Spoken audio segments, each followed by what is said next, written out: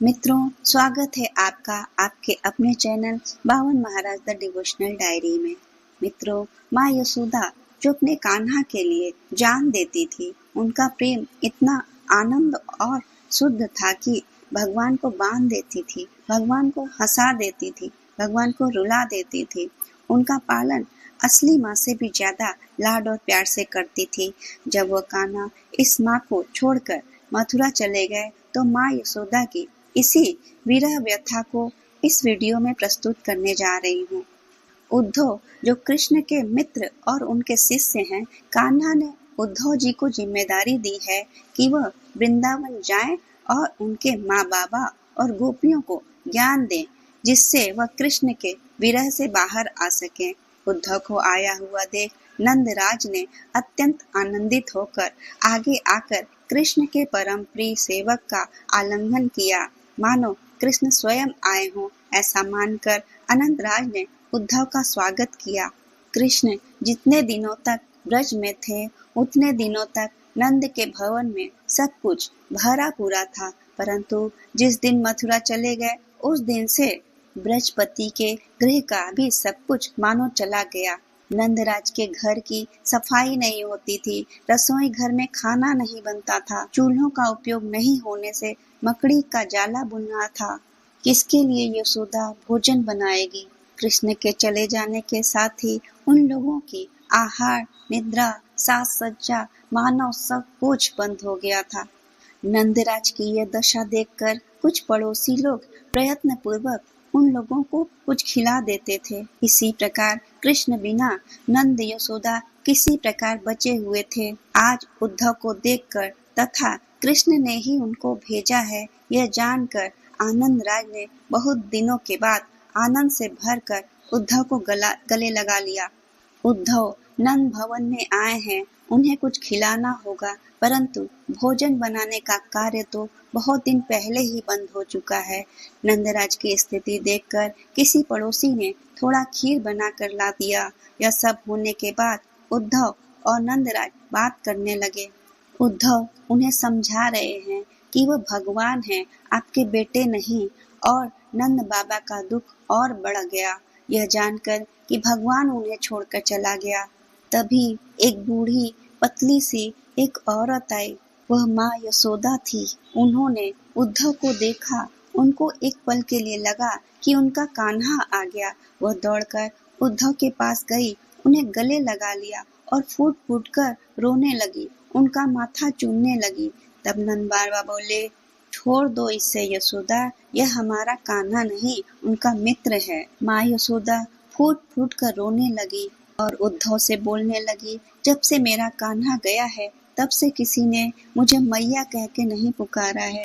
कान तरस गए हैं उसके मुंह से मैया सुनने के लिए। एक बार कृष्ण से कह देना उद्धव कि एक बार वह मेरे द्वार पर ही आके मैया कह के चला जाए।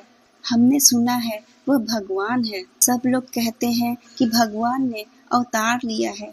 उद्धव ने कहा, हाँ हाँ मैया, वह भगवान है, अवतारी पुरुष हैं। ऐसे थोड़ी ही ना उन्होंने कालिया नाग पर नृत्य कर दिया, गोवर्धन उठा लिया। वह भगवान है। माँ ने कहा, यदि वह भगवान है तो एक बार अपने इस भक्त की इच्छा पूरी कर दे, द्वार पर आकर मैया कहकर चला जाए। मुझे उसका सांवला मनमोहक सूरत देखना है। उद्धव बोले, माँ वह भगवान है, भगवान किसी के बेटे, भाई, मित्र, प्रेमी नहीं होते। आप इस ज्ञान को स्वीकार करो, वो पर ब्रह्म है, वह किसी के बेटे नहीं। माँ यशोदा बोली, तुम्हें भ्रम हुआ है उद्धव, वह मेरा बेटा है, मेरा लाल है।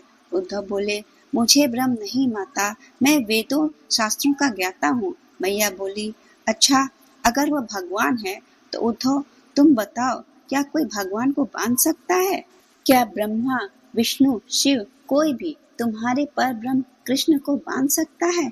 उद्धव बोले, नहीं माँ, उन्हें कोई नहीं बांध सकता। इस पर मैया बोलती है, देख वह उखल पड़ा है, उसे बांधा था मैंने, उसकी गलतियों पर उसकी पिटाई की थी। और क्या तेरे भगवान को कोई दूध पिला सकता है? मैंने अपने देह का दूध पिलाया है, वह तेरे लिए होगा भगवान, वह मेरे लिए मेरा लाल, मेरा कान्हा है। यह सब बोलते बोलते रोते रोते माँ यशोदा बेहोश हो गई। नंद बाबा उन्हें उठाकर अंदर ले गए। नंद बाबा ने उद्धव से कहा, जब तक यह बेहोश रहती है तब तक वह आराम करती हैं, वरना पूरे ब्रज की गलियों में कान्हा कान्हा बोलते बोलते कृष्ण को ढूंढती रहती है, गिरती रहती है, पालने के सामने बैठकर बोलती रहती हैं, कान्हा उठ जा, कब तक सोएगा लाल। या फिर बोलती हैं, लाला तू अभी तक नहीं सोया, कब तक जागेगा। कृष्ण के विरह में कैसे तैसे हमारा जीवन चल रहा है। जाकर कह देना अपने कृष्ण से, कोई ज्ञान हमारा दुख शांत नहीं कर सकता। अगर उसे हमारा दुख मिटाना ही है तो हमसे मिलने आए, हमें मैया बाबा कहकर बुलाए। यह सब देखने के बाद उद्धव जी का मन दुख से भर गया। उनके पास इन सब प्रश्नों के कोई उत्तर नहीं थे। वो उल्टे पैर मथुरा को लौट गए। जब वो मथुरा पहुंचे, उन्होंने कृष्ण से रोते रोते कहा, वे लोग आपसे इतना अनंत प्रेम करते हैं, आप उनके पास लौट क्यों नहीं जाते प्रभु? आपको उनकी चिंता नहीं क्या? आप उनके लिए कुछ क्यों नहीं करते? इस पर भगवान श्री कृष्ण बोले, जरासंध बार बार मथुरा पर आक्रमण कर रहा है। मथुरा छोड़कर मैं वृंदावन गया और अगर उसे पता चला कि मेरे मैया बाबा और मेरे परिजन वहाँ हैं तो उनके प्राण संकट में पड़ जाएंगे। और दूसरी बात, उद्धव तुम्हें क्या लगता है उद्धव ने अपनी मैया की चिंता नहीं करता? जब मेरी मैया मुझे वृंदावन की गलियों में ढूंढते ढूंढते बेहोश होकर गिर जाती है, पूरी तरह थक जाती है, तो तुम्हें क्या लगता है उन्हें सही सलामत घर तक कौन छोड़कर जाता है? मैं हमेशा अपने दिव्य रूप में अपनी मैया के साथ रहता हूँ, पर समय की जरूरत ही ऐसी है कि मैं कभी प्रत्यक्ष रूप से उनसे नहीं मिल सकता। नंद बाबा और माँ यशोदा के इस प्रेम के आगे स्वयं भगवान भी दास है। यह साधना है उन्हें कृष्ण और अपनी ओर खींचने पर मजबूर करती है। आप मुझे अभी तक सुन रहे हो तो मैं आपको कुछ समझाना चाहता हूँ। जैसे कि माँ यशोदा ने कहा, उन्होंने कृष्ण को बांधा है, पर जो भगवान ब्रह्म है और अनंत है, उसे कैसे बांधा जा सकता है? जब दुर्योधन ने भगवान कृष्ण को बांधने की कोशिश की थी तो भगवान ने अपना अनंत रूप दिखाया। कैसे वह ब्रह्मांड में हर जगह है। भीष्म पितामह भी वही है, मामा शकुनी भी वही है, कर्ण भी वही है, अर्जुन भी वही है और स्वयं दुर्योधन भी वही है। दुर्योधन उन्हें बांध नहीं पाता, उनका अनंत रूप देखकर डर से कांपने लगता है। तो फिर माँ यशोदा ने कैसे बांधा भगवान को? यही आता है प्रेम। भगवान ना पूजा के भूखे हैं, ना तुम्हारे मंत्रों के उच्चारण के, ना तुम्हारे पकवानों के भूखे हैं, वह केवल और केवल प्रेम भाव के भूखे हैं। दुर्योधन ने घमंड से बांधने का प्रयास किया, इसलिए भगवान ने अपना विराट रूप दिखाया। लेकिन माँ यशोदा का प्रेम ही ऐसा है कि कान्हा को बंधने में भी मजा आता है। उन्हें सुख मिलता है कि उनका भक्त उन पे हक जताता है। उन्हें अच्छा लगता है कि उनका भक्त उन पर अपना अधिकार मानता है। इसी अधिकार से माँ यशोदा ने कृष्ण भगवान को बांधा था। मित्रों, आपको यह जानकारी कैसी लगी? अच्छी लगी हो तो कमेंट में जरूर लिखें और वीडियो चैनल को सब्सक्राइब करना ना भूलें।